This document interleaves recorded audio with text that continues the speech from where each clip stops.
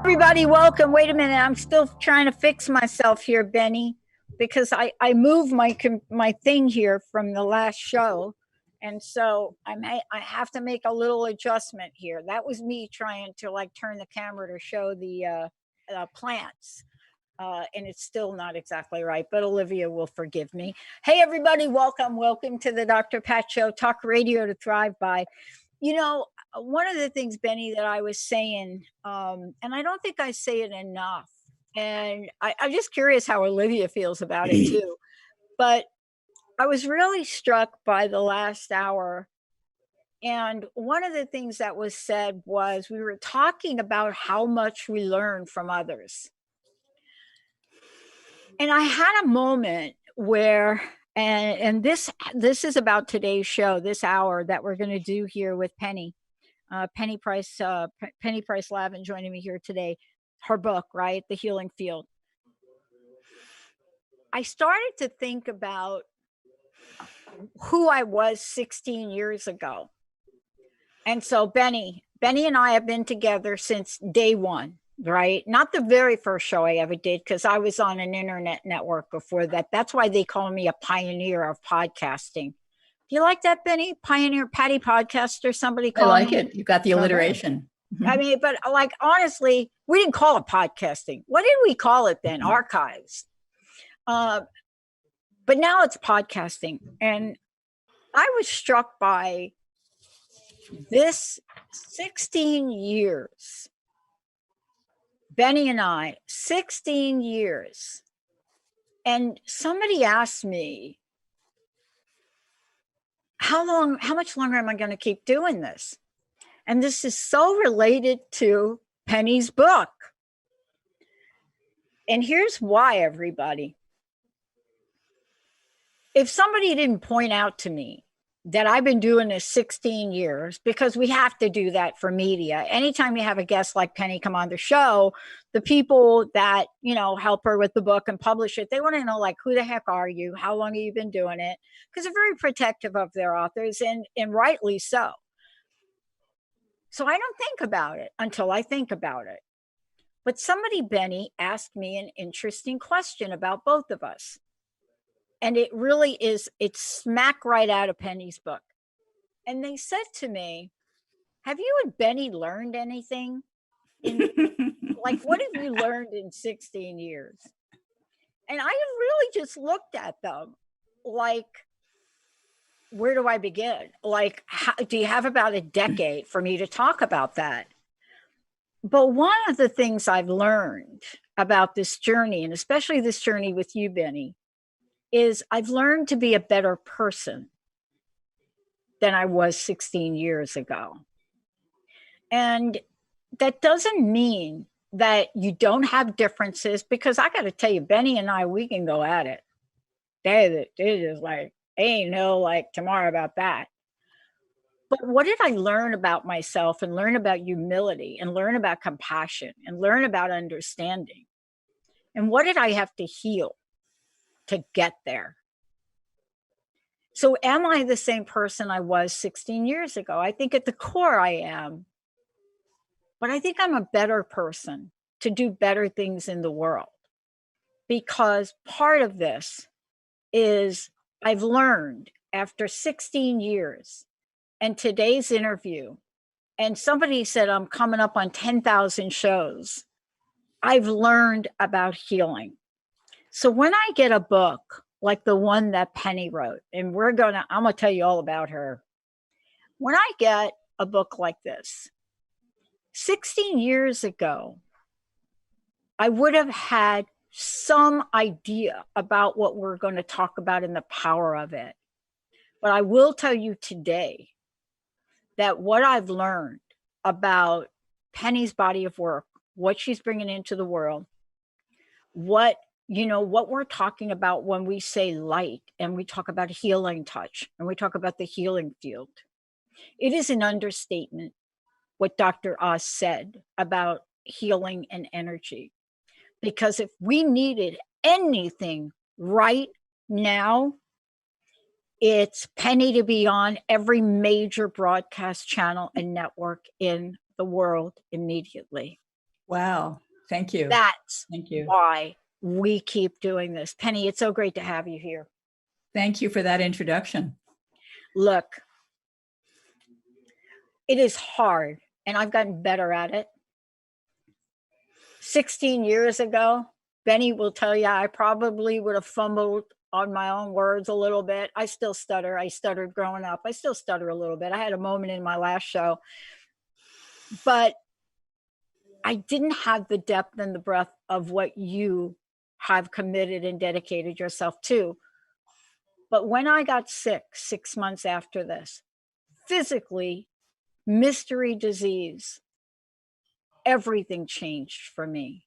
And I want to ask you, something in your life had to open up for you to write a book like this and to say yes to your life work.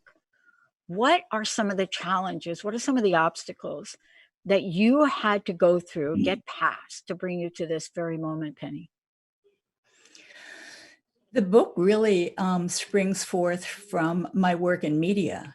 And I've been in media all my life. I mean, I was part of the team that helped launch Good Morning America. And then I was a producer with Geraldo Rivera. And I was the body, mind, and spirit and investigative reporter when I worked with him. And I brought in on, Deepak Chopra, and we did spoon bending, and I taught the audience. We taught the audience how to do meditation, and I brought on people who had met angels and been to Medjugorje and had gotten healing. So I've been bringing forth this kind of work that I would call the next step. And people used to call it New Age, but it's not New Age. It's things that have been around a long time that are just really recently getting discovered. One of the things about that, just a segue for a moment, Sure. it used to be that the knowledge and the secrets were held back, and nobody knew them other than the priests and the kings and the inner circles, and nobody else knew them. And they were really afraid if the mass got to know information that what would they do with them? And one of the things I find so interesting is that many, and I'm sure you know too, you've heard it, many spiritual teachers in the last century and before that talked about that this is the age that the secrets would be revealed. Like in the Kabbalah, it used to be just the priests knew that information. And now, you can look anywhere and there's teachings on Kabbalah all over, it's really out there. So what is this information? Because this is the time for us to bring forth this information. And we know that information is knowledge and information is power. And what I am dedicated to all my life is to empower people, to really go to that place inside of them and help them be empowered, help them get beyond whatever. We all have things that are limiting us. We all have our issues. We all have our stuff. In One Light Healing Touch, besides being a filmmaker and an author, I'm a practitioner and an instructor with an international energy healing school called One Light Healing Touch. And we see, in every class, people come in with their stuff, whether it's stress or whether it's illness or whether it's problematic patterns that they keep repeating and repeating and repeating and say, why am I doing that again? Why am I still doing that?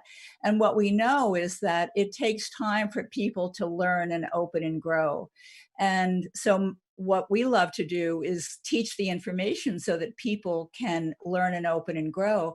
But what's really important is a couple years ago, all of our students, everybody was reading the Eckhart Tolle book, The Power of Now. I'm sure you read it. And they all said, well, what do you think of it? What do you think of it? And we read it and we realized that Eckhart Tolle is indeed an enlightened being. Absolutely. But he's missing some really important point, which is that when what he talked about was the power of being present. And all of the great spiritual teachers, including Buddha, talked endlessly about the power of being present. So what we know is that it's key to be present, but you could give somebody $1 million to say, here, be present. And if they have all this stuff going on inside of them, the anxiety and the stress, and I'm not worthy, or all the stuff that we carry, the lack of love that perhaps a parent gave one of that child, or she favored your sister over your brother. And we internalize that stuff. And so if that's what is holding you back, that's what you're holding, not holding you back. That's what you're holding. There's no way that you can be present. None. Exactly. So before a person can be present, which is key, you have to learn to clear out. You have to learn to release and open and bring in the energies. And that's why in One Light Healing Touch, we have a 14 and 18-day energy healing school where we have so many healing techniques and practices to help people really release this, whatever's in the way, in a very gentle way. What's important too, I think is interesting, is that there's a woman in the documentary and in the book, her name is Candace Pert. You probably heard of Candace, right? Yeah.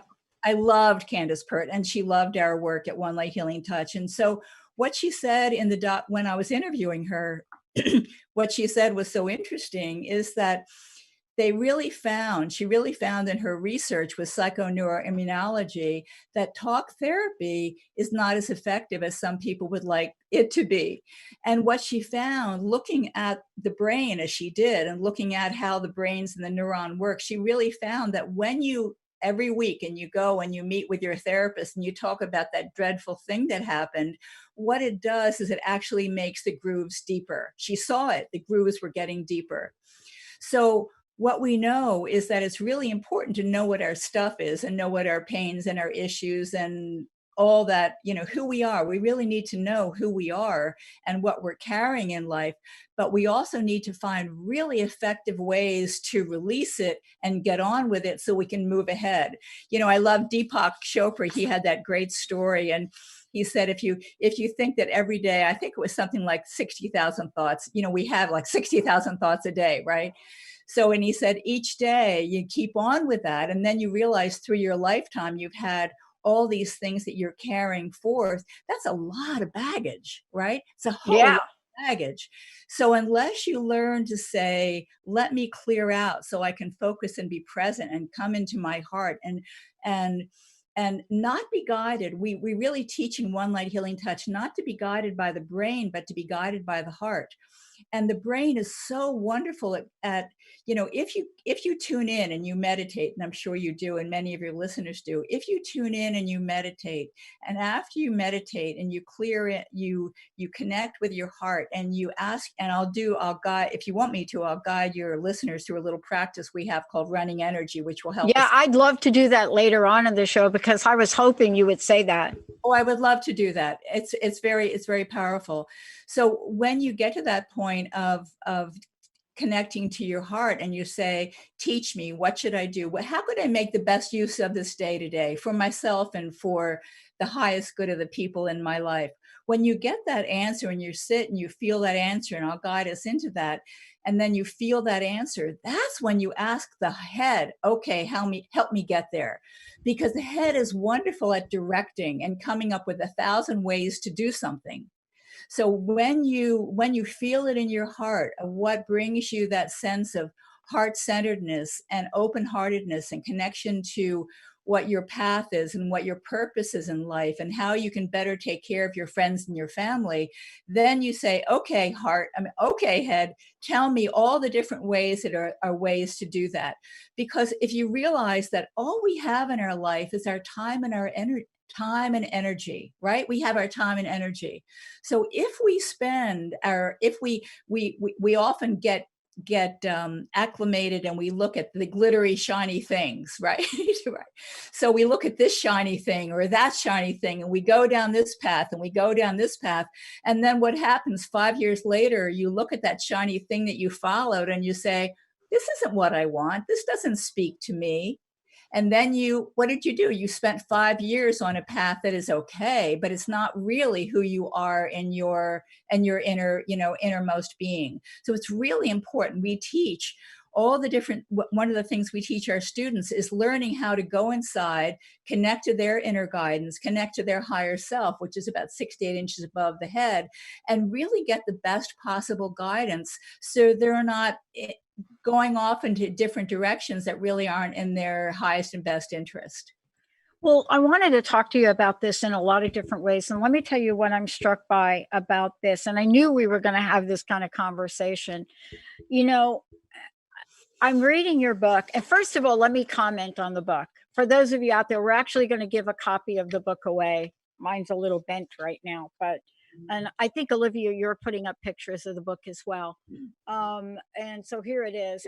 Look, one of the things I was struck by is um, I loved the format of the book. So let me tell you what I mean by love the format of the book. So a lot of times when you're doing interviews, right? You go through and you do interviews. You know, I did something just like you for my dissertation. I did a whole ton of interviews, but I didn't just list what people said. I put what they said aligned to a topic. And you know what I looked at in the book is how the connecting dots are easily made between some of these incredible world leaders, right? These thought leaders and a particular topic. What compelled you to do the book that way? Well, when I did the documentary, I wasn't planning on doing a book. I did the documentary because I saw in the field, I mean, because my life has been in media all my career. And when I did the when I was in this field and then I got into energy healing as a practitioner, I looked around and I saw the field and I saw different documentaries and I saw that there was nothing to really explain this piece of energy healing. I mean, people had little bits of it here and there, but there was nothing that could pull it together. So that's what I do as a producer. And, you know, I've worked on national television shows from the East Coast to the West Coast. And what I do is I'm able to look at something and see how it could be a whole cloth, so that people could understand it. You know, when I was at Good Morning America, you know, they said, think of talking, you're talking to the mainstream public, you're talking to people who've had an education that might not be as advanced as other people. So you want to find ways to communicate with them. So my whole being has always been about how could I find things that would be informative and empowering to people that could help them in their lives. So when I did the documentary and I found I did the research and I found these wonderful people that are in the documentary, and Bruce Lipton and Lynn McTaggart and Candace Pert and Beverly Rubik is amazing. She is one of the leading people in the world that does research, actual research and studies on energy healing. She's so lovely and she's brilliant, and she's on the West Coast in San Francisco. So when I did the documentary, I started getting emails from people all over the world, and they said, we love looking at your documentary and we have to look at it again and again and again because it's so rich. And that's when I realized, they said, are you ever going to do a book? Because in a book, they could reread it again and again and again and have the page open and, you know, underline it or whatever. So that's what gave me the idea. Wow. It was in me responding to a need out there that people were saying, oh, please do a book. So when I did the book, it was, you know, just the same way that Ken Burns will do a long documentary and then a couple years later becomes a book. So he uses part of the transcript or a lot of the transcript, and then he'll add other material. So that's basically what I did. I used the transcript. The first part of the book is a lot of the transcript, and then I had a lot of additional material that wasn't in, that wasn't in the documentary that became additional material. And then I wanted to really go into depth with the practices, because my whole goal is to give people practices so that when whatever page they open up, whether it's energy healing or mental imagery or qigong or sound healing, they can say, oh, let me do this one today, or let me do this one tomorrow, or let me give this one. My father would love this qigong, exercise or this sound healing. So I wanted to make something very user friendly so that the reader would really be able to help themselves, and as some of the experts said in the book, that what's happening now in healthcare is there's a huge revolution. And what's happening is that we've had all of this development in science and medicine, But what's happening now is that self-care is becoming to the forefront. What can people do themselves? So rather than being sick and saying, oh my God, I'm helpless, I need to see someone, you can still see someone, but also take the first steps, take your first steps in what you can do about it. What is your diet? What is your exercise? What supplements or what drugs are you taking, or begin to do the research on, there's so many drug interactions that really cause harm to people. Begin to take the initiative for yourself. And as Beverly Rubik said, it's all about self-care. And Hyla Cass said that too, and she's a well-known holistic psychiatrist. So what's happening now is self-care. And so what I was hoping with the book was giving people a wealth of information so they could understand it, and then give them page after page of self-healing practices so that they could, for the rest of their lives, have hundreds of tools that they could use and enjoy. I want to ask you this question because I have to tell you, this book is jam-packed. I've gone through it 3 times now, and every time I go through it, I see something else, and I kind of go like, wow, right? Wow. How did that happen? What were your wow moments? I'm sure you had several, but usually when you take on a project like this, or even when I do an interview, at the end of the day, I'm like, wow, I didn't know dot dot dot. Did you have a few of those moments? Yeah, there were two I'd love to. Well, there are so many because Right. I was really so involved in the book, and I found it fascinating. So I wanted to bring, if I'm fascinated, I wanted to bring that information to other people. But when Beverly Rubik talked about psychoneuroimmunology, about how emotions affect our health, that was a wow. And what if your readers or viewers, your viewers, your listeners, right? If they don't understand. So Beverly Rubik has passed away, but she was one of the giants in the field. And what she found is that when we think a thought or have an emotion, that is 1 nanosecond after that, we create this molecule in our brain. And if you remember when we were in grade school and we did a diagram of a sentence and it'll look like little trees and so forth. Well, that's what happens, she said, when we think a thought or have an emotion. And so in 1 second, you feel sadness or anger or competition or she found about 180 of the ones that were most commonly experienced by human beings. So it was created in the brain in a second. And then what she found is within nanoseconds, that molecule floods the body. So you don't just have a thought or a feeling in your brain, your whole body is flooded with sadness or terror or love or all that.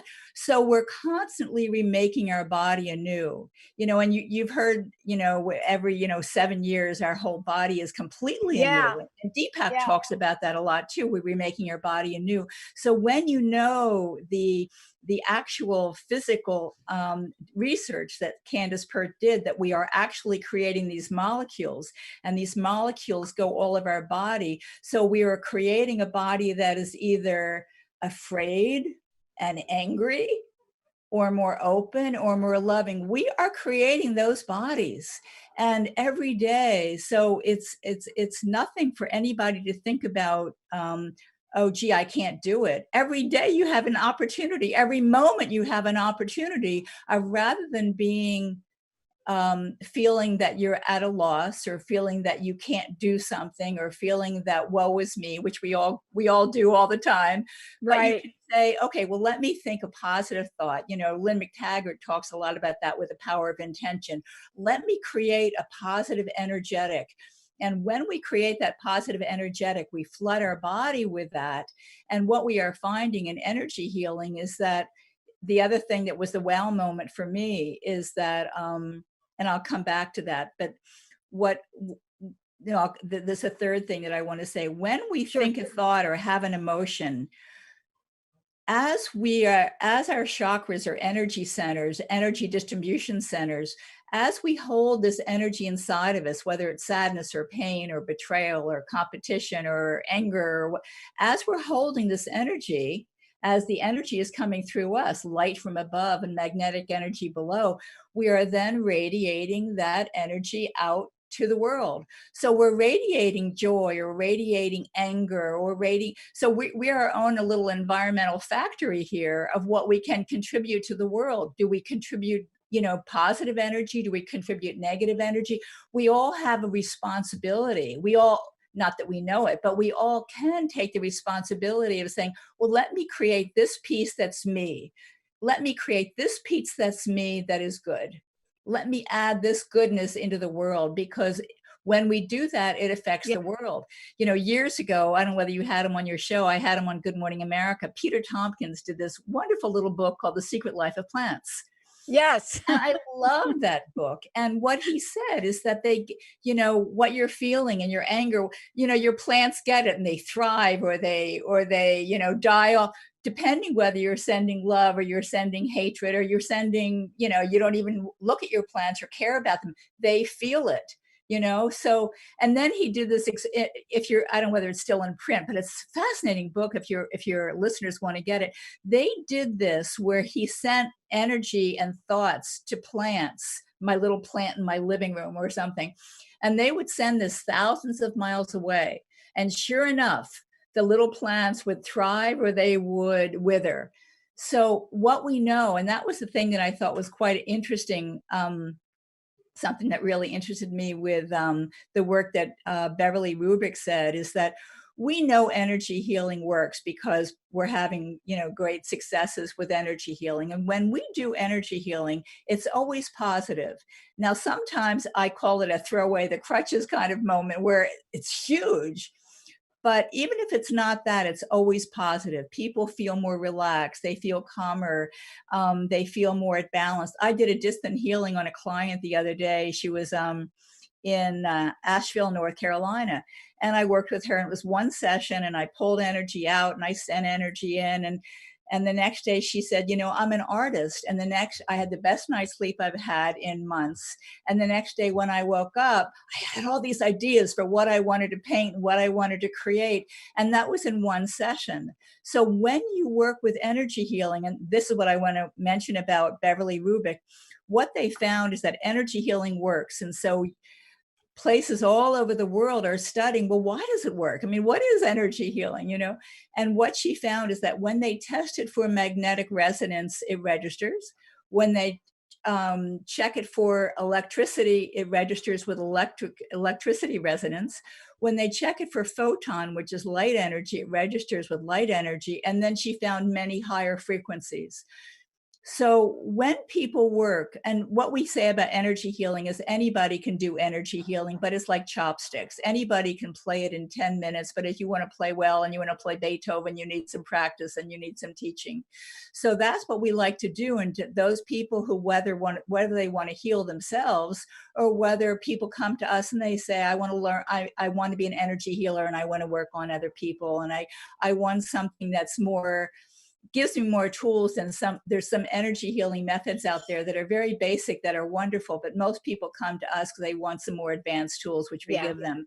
So when people learn how to do that and they learn how to heal other people, the amazing thing is that when you're running the energy through you and you're working on other people, you're always getting a healing as you're giving a healing. I mean, I used to say when I first learned this years ago, I said, it feels a little strange charging people for sessions because I'm always getting a healing when I'm giving a healing, because you can't run the energy and give the healing, whether it's long distance or whether the person is right there in your office, without you receiving the energy. So you're bringing up magnetic energy and light energy and these higher energies. And what we know is that the more people get good at it and practice, and the more they can release their stuff, the better that they get at energy healing. If you still have a lot of stuff that's going on with whatever that stuff is, if that's still occupying a lot of space in there, then you can't really be as good a channel as you would like to be. So there's more time spent on releasing those lower energies. I'll call them lower, but there's no lower, higher. They're just No, different. but I think for the point of the show, when you say lower energies, people know. Another Right. term that people use is negative, even though they may not be. But what you're saying is, to put it in the context, is look, I started this show wasn't always a Dr. Pat show. The first version of it was crust busting your way to an awesome life, because I realized sitting on a couch that I felt so crusted over, I could barely do anything but turn the remote control. And what you're talking about, more folks are going to need to talk about now, because I think the one thing that we're all acutely aware of is we are creating a lot of crust right now. And if we think we're going to hit the magic button of the vision board we put over there, and we're still carrying metal caskets from an incident of our past, boy, that is a rough road to take. We're going to take a short break. When we come back, I want a lot of information from you, how we can get a copy of the book, everything. Also, you're also going to take us through exactly what you said before. I think you called it running energy. It's what is in the book. And then we're going to make sure we have a copy of the book to give away. But right now, let's take a short break. There's some fascinating things in this book, The Healing Field. And, talked about in a way that I don't think Penny kind of sat down and said, wow, we're going to be in the middle of like a serious crisis now. Let me write the book. But it is a book for this time. Let's take a short break. We'll be right back.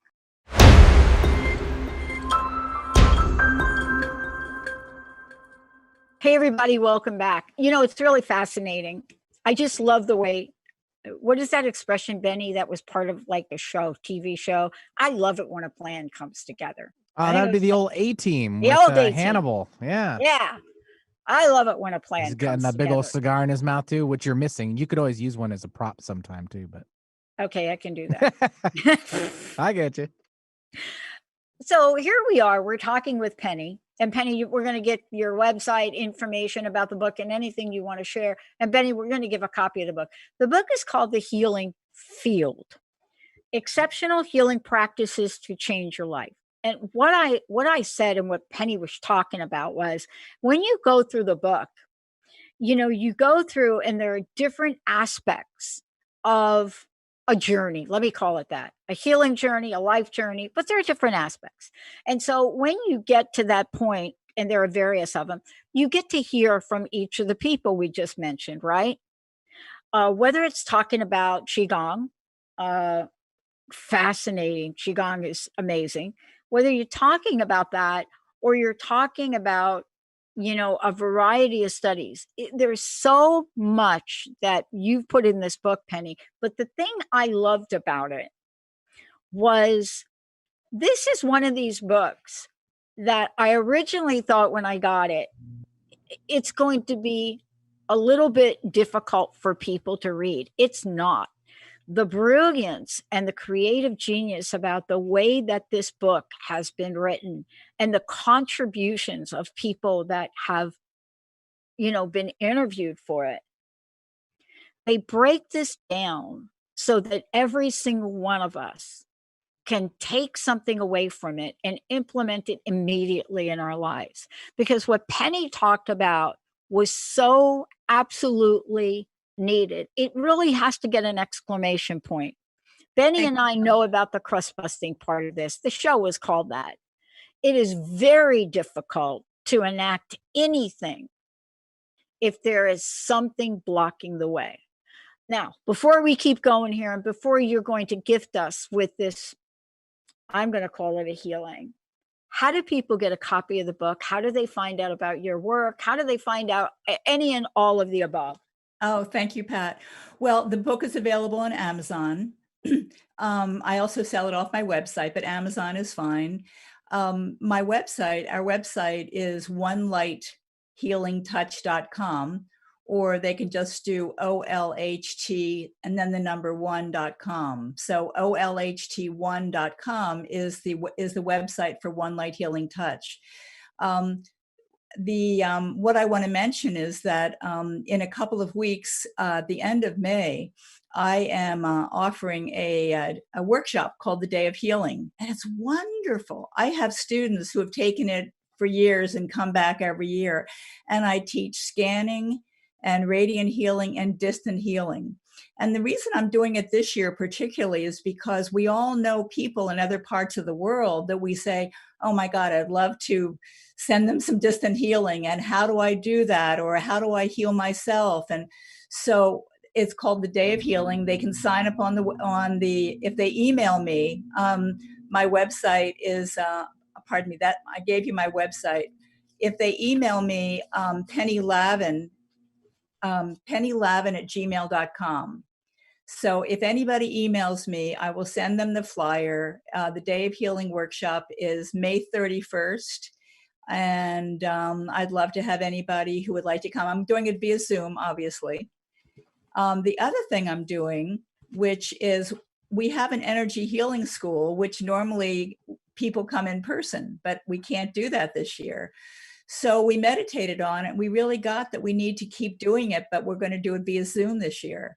So we really got kind of like you were thinking about the next thing that you create. You feel wait or go forward, wait or go forward. And we really got, now is the time to offer it. So I'm going to do an online school for the course, for the class. And it begins in June, and the dates are on the website. And again, if people email me at pennylavin@gmail.com, I'll send them a flyer. So it's a reduced rate from our regular rate, which is also quite, most people think it's very reasonable for energy and healing schools. But it's a 14-day school, begins in June. It goes until mid-August. We meet almost every other weekend. And I teach 33 healing techniques and 50 self-healing practices and sound work and breath work and movement and sacred ceremony. And people use it to heal themselves, or if they want to learn how to be practitioners, to work on other people. So it's really for both. And there are some things that really lend themselves to online teaching. And what we found with One Light Healing Touch is that it lends itself perfectly, because the founder of One Light Healing Touch is my husband, Ron Lavin. So I know him very well. He was born totally open, clairvoyant, clairsentient, clairaudient, clairvoyant. And what we do with One Light Healing Touch is we teach people how to use the techniques to heal themselves and to heal other people. But he was in 5 landmark studies with the NIH, the National Institutes of Health, on distant healing. And the results were amazing. I'll just briefly tell you about the studies, because they were so cool. I called them his Mission Impossible years. He would get an envelope, and it said, don't open until Monday, whatever. And he would open it, and it would have the person's picture, their first name, and their T cell count. And that's all he had. And then he would tune in, spirit to spirit, begin to look at them, spirit to spirit, bring their energy in, which is what we teach our students how to do, how to connect with the energy and bring it in, look at what was going on, and then decide which kind of healing technique he wanted to do that day. And he would do a healing. And then the study was to do it for 5 days. And then he would send in his booklet to the California Pacifica, which was through the NIH, which is what ran the study. And the thing that was amazing, Pat, was that when they looked at the results of this, he wasn't the only person, obviously, but they had a number of people. They only wanted to have people that were called master healers, which you have to have a certain kind of energetic frequency to be a master healer. And we teach our students that how to be master healers. But at any rate, when they looked at the results, they had a control group and a treated group.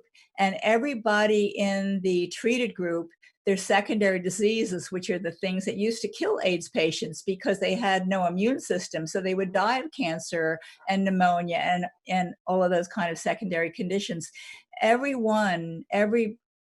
patient in the treated group, their secondary diseases either went away entirely or went away by a significant amount. And significant amount in medicine means something. So their moods were better, their needs for drugs was less, their hospital stay was shorter, wow. All of those kinds of factors.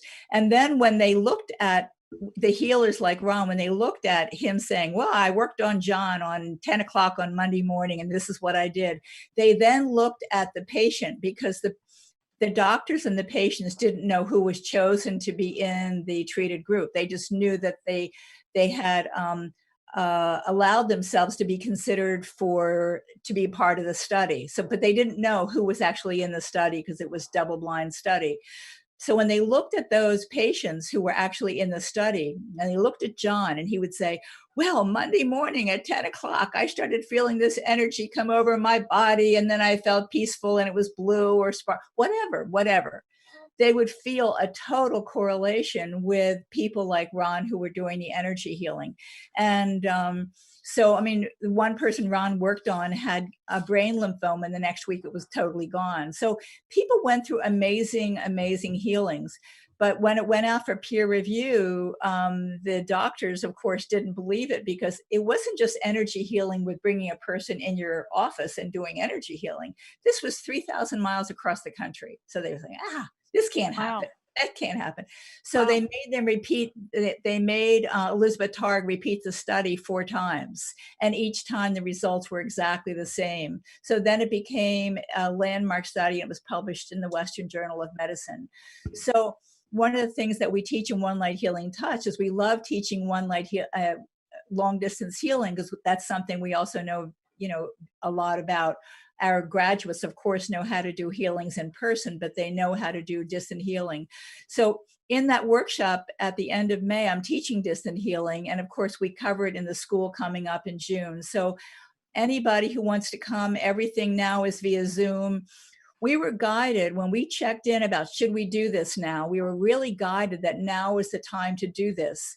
And what we feel, Pat, and this is on a very deep level, we feel that now is the time for people to go inside and sort out, clean out your closets, take care of what food you're eating or what exercise you're not doing, and begin to take care of every single thing that you can take care of in your life.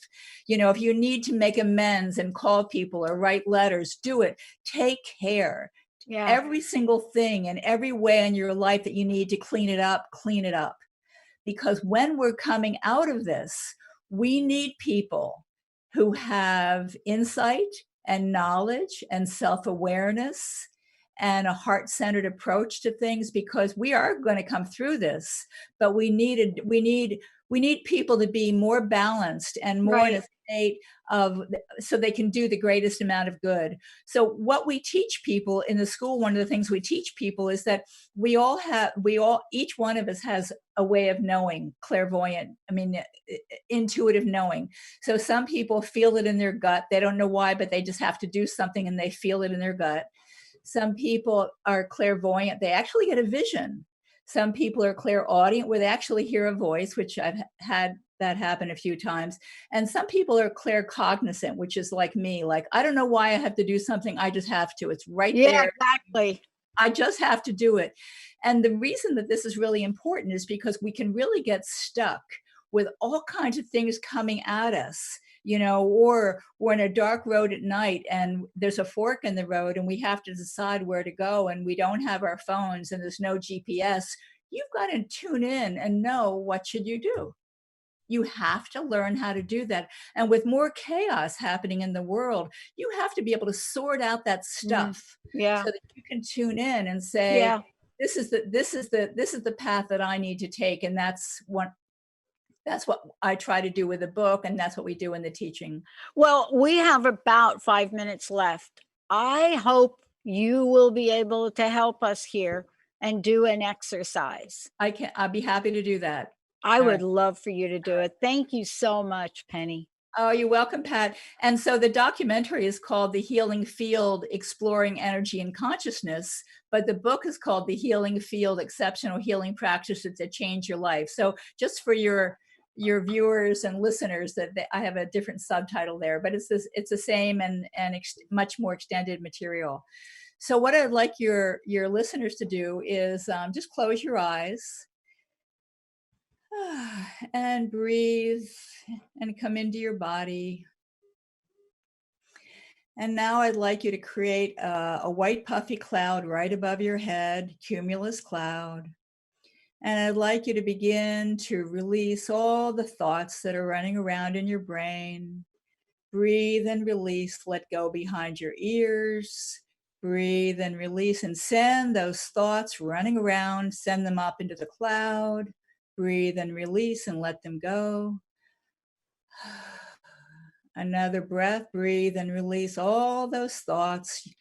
You can come back to those thoughts later. For now, just let them go. Breathe and release into the cloud. And now I'd like you to send that cloud up to the sun, let it be destroyed and recycled. And come down, bring your awareness down to your feet and cut your grounding cord under your feet with your invisible knife or invisible feather. And we all have a grounding cord, otherwise we'd be sailing off into space. So just take my word for it, it's there. And I want you to create a new grounding cord and think of the roots from a tree. So that's what we're doing. So send that grounding cord from the bottom of your feet, bottom of your spine, and send it down into the soil, just like the roots from a tree. And send it down through all the layers of rock and soil, down into the core of the earth. And I want you to anchor into the core of the earth. And every time you do this, begin to feel more and more grounded down into the core of the earth. You can't be present and you can't do healing work unless you're grounded. So learn to practice grounding. Send it down. And now bring your awareness, come back to your head, work your way down your body, and now release on a deeper level any tension or stress in your head. Breathe and release and send it down the grounding cord. Let it be sent down into the core of the earth. And your torso, any tightness, any tension, send it down into the core of the earth. Let it go. And your legs, feel into any tightness in your legs, thighs and knees and calf. Breathe and release, send it down into the grounding cord, let it go. And you want to consciously send it down into the earth, into the grounding cord, so you're not just releasing energy into your field like a little, in the Peanuts cartoon, what little pig pen, so it follows you around the day, but consciously send it down. Okay, now connect to a divine light right above your head. See that sun, that beautiful divine solar being radiating and pulsating. And say hello to that divine energetic. And now invite the divine light down. Open your crown chakra at the top of your head and let the divine light pour through your brain and head, through your eyes, down your jaw, down your throat, down your shoulders, arm and hand and fingers, palms up. Let it just flow out your palms and fingers. And let the divine light now pour down into your torso, through your heart and lungs. And with this virus, it's affecting the lungs. So let's bring this divine light into our lungs. You know what the lungs look like, or if you don't, get a picture of anatomy and use your visualization. It really helps bring that divine light into your lungs, cleansing it, cleansing your lungs. And now let the divine light pour down the rest of your torso, your midsection, your lower torso, your intestines, and down the left leg, left foot into the grounding cord, right leg, right foot into the grounding cord. And then bring that light through and just open and receive the light. Let it wash through and pour through every cell. And be aware of the divine light coming down your arms and hands, and put your hands on your heart. Your left hand on your heart chakra, your left hand on your heart, your right hand on your heart chakra, and send that divine light right into your heart, giving your heart chakra a healing. Your heart, send that light right into your chest. Let it pour through your clothes and skin, deep into your torso, into that chest area.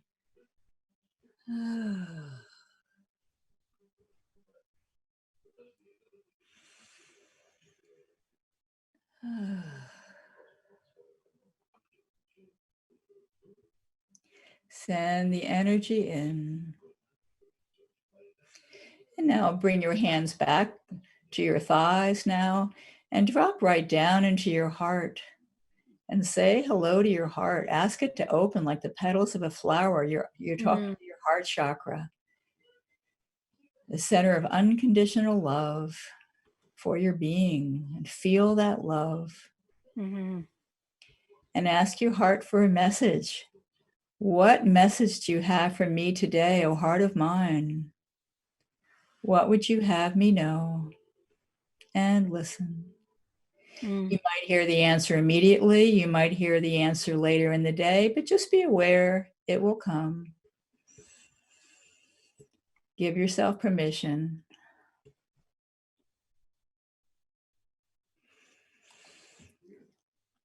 Wow, Penny, When you're thank ready, you open your eyes. so. How do you feel, Pat? Wow, I feel so much lighter. Oh, good, good, good. Penny, thank you so much for today. Again, would you mind giving out your website for folks? The website, the abbreviation is OLHT1.com. It stands for One Light Healing Touch. And again, let folks know where they can find a copy of your book. Yeah, both the documentary and the book, they're both on Amazon. And if anybody gets Gaia, Gaia has my documentary. It's so popular on Gaia that they also have it in German, French, and Spanish. So the documentary is The Healing Field, Exploring Energy and Consciousness. So that's what the book is based on. Thank you. Hey, everybody. Thank you so much. Thank you so much for tuning us in and turning us on. The Healing Field, of course. And as Penny said before, lots more information on our website. Benny, thank you. Olivia, thank you. And from all of us to all of you, you are so blessed. You are so loved. Be well. We'll see you next time. Thank you, Pat, so much. I enjoyed it. Thank you.